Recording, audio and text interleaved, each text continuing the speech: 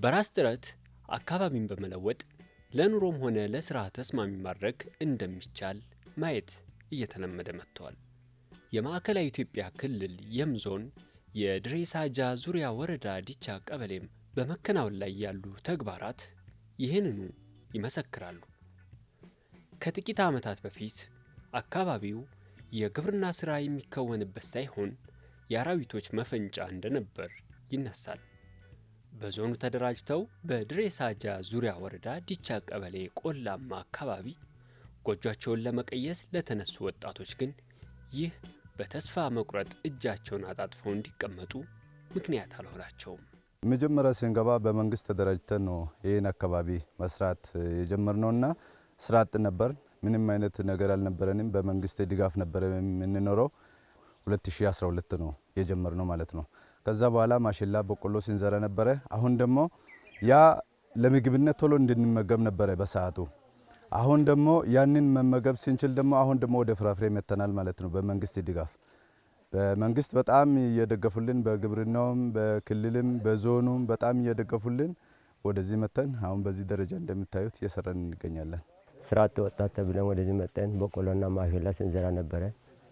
ቦታውም ያው አጠቃላይ እንዳለ ጫካና ጫካ አውሬ ብቻ በኖረበት ሰው በሌለበት በወረዳችን መንግስትና በክልሉ መንግስት ውሃን ገንብቶ ለኛ ሰጥቶን ከዛ በኋላ ያው ማሽላና በቆሎ ስንዘራ ነበር 2 ዓመት። ከዛ በኋላ 30 40 30 የሚል የተሰጠው ሙዝና እሱን አምጥተን ተክለን ከዛ መነሻ ይሄን አይተን እስከ ዛሬ ድረስ ስንዘራ የነበረበት ነው።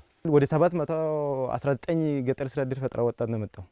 ኋላ ግን ያው ጥሎ ሄዶ አሁን ወደ 200 አካባቢ ነው ቀርቶ አሁን እዚህ ነዋሪ ሆኖ ሚስት አግብቶ ልጅ ወልዶ ያው ዛሬ አሁን ቤተሰብ ፈጥረን ቤት ሰርተን አሁን አንድ ቀበሌ መስርተን እንግዲህ ሰፊ አሁን ትምህርት ቤትም ተከፍቶ አሁን ሰፊ ነገር ነው እየሄደ ያለው። ግን ያው ቀጣይም አሁንም ሰፊ ነገር ይኖራል የሚል ሐሳብ ነው ያለኝ።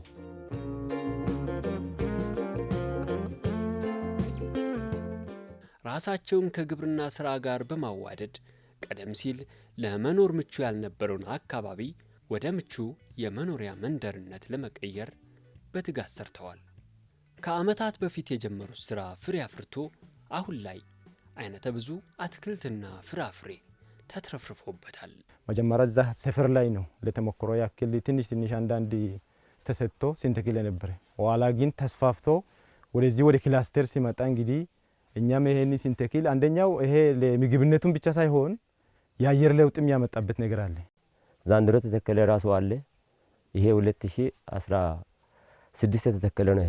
በዛ መነሻ አሁን እስከ ዛሬ አስፍተን ከዚህ ይሄን ብቻ ማለት ነው ፓፓያ ክላስተርም አለን።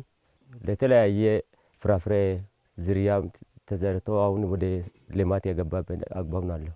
30 40 30 ፍራፍሬ ኢኒሼቲቭ መሰረት ይሄን ቀበሌ ወደ ፍራፍሬ ካለው ከፖቴንሻሉ አንፃር ፍራፍሬን በስፋት ለማልማት ያው ስትራቴጂ ቀርጸን ወደዚህ የገባንበትና አሁን ላይ በሰፊው ፍራፍሬ ከዚህ ተመርቶ ወደ ገበያ አካባቢውን የማረጋጋት ስራና አልፎ ከዚህ ወደ ማዕከላዊ ገበያም እየቀረበ ያለበት ሂደት ላይ ነው ያለነው።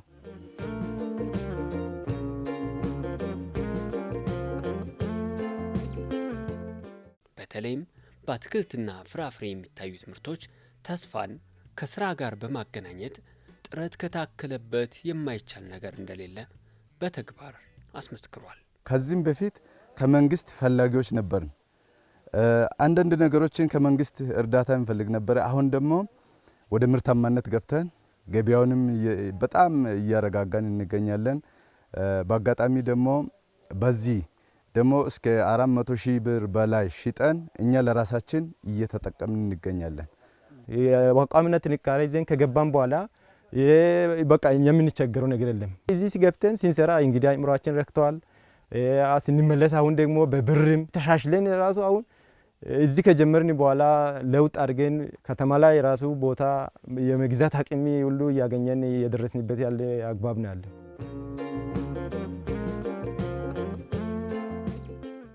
አሁን መንደሩ ተቀይሮ ለኑሮ የተመቸ ቀልብን የሚስብ ነፍስ በሐሴት የምትታከምበት መንፈስ የሚታደስበት ለዓይን ማራኪ አካባቢ ሆኗል።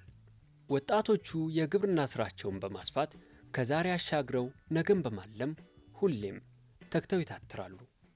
አሁን እኔ ከዚህም በፊት በጣም በስደት ኑሮም ተቸግሬ ብዙ ነገር አይቼ ነው ወደዚህ መጥቼ ወደ ለውጥ የመጣሁት ማለት ነው።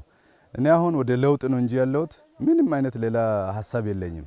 ሰርቼ ለመለወጥና ሌላ ወደ ኤክስፖርት ነው አሁን እኔ እያሰብኩ ያለው። ሌላ ወንድሞች አሉ፣ ብዙ ወንድሞች መጥቶ አብረን ከኛ እየተማሩ ከመንግስት መረጃ እየወሰዱ ልክ ሁላችን አብረን ተባብረን ብንሰራ ወደ ውጭ ኤክስፖርት የምናደርግበት ብዙ ፋብሪካ የተገነባ ነው ያለው። ያ ፋብሪካ ከውጭ አይደለም ግብዓት መግባት ያለበት ከኛ ነው ግብዓት መውጣት ያለበትና እኛ እስከ ኤክስፖርት እንሄዳለን፣ ለፋብሪካ ግብዓት እንሆናለን።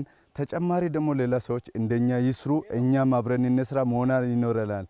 ይሄን ሰርተን አሁን ውጤት አምጥተን ለወረዳችን ሆነ ለክልል የዞናችንም አልፎም ለክልሉም ተምሳሌት እንሆናለን የሚል አሳባለን።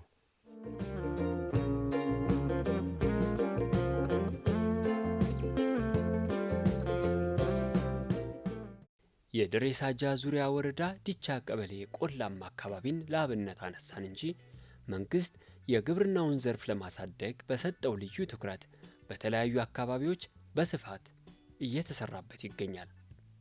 በተለይም አንድም መሬት ጦም ማደር የለበትም በሚል በሀገር አቀፍ ደረጃ በተከናወኑ ተግባራት ከዚህ በፊት በእርሻ የማይታወቁ አካባቢዎችን ጭምር ወደ ምርት እንዲገቡ አስችሏል።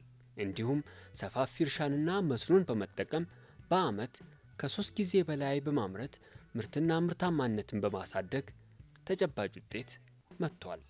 የግብርናውን ዘርፍ በማዘመን ምርትና ምርታማነትን በማሳደግ አርሶ አደሩ የኢኮኖሚ ተጠቃሚ እየሆነ መጥቷል። ይህም በኢትዮጵያ የምግብ ሉዓላዊነትን ለማረጋገጥ እየተደረገ ያለውን ዘርፈ ብዙ ጥረት በእጅጉ የሚደግፍ በመሆኑ በተለያዩ አካባቢዎች ተጠናክሮ ቢቀጥል ጠቀሜታውን የላቀ ያደርገዋል።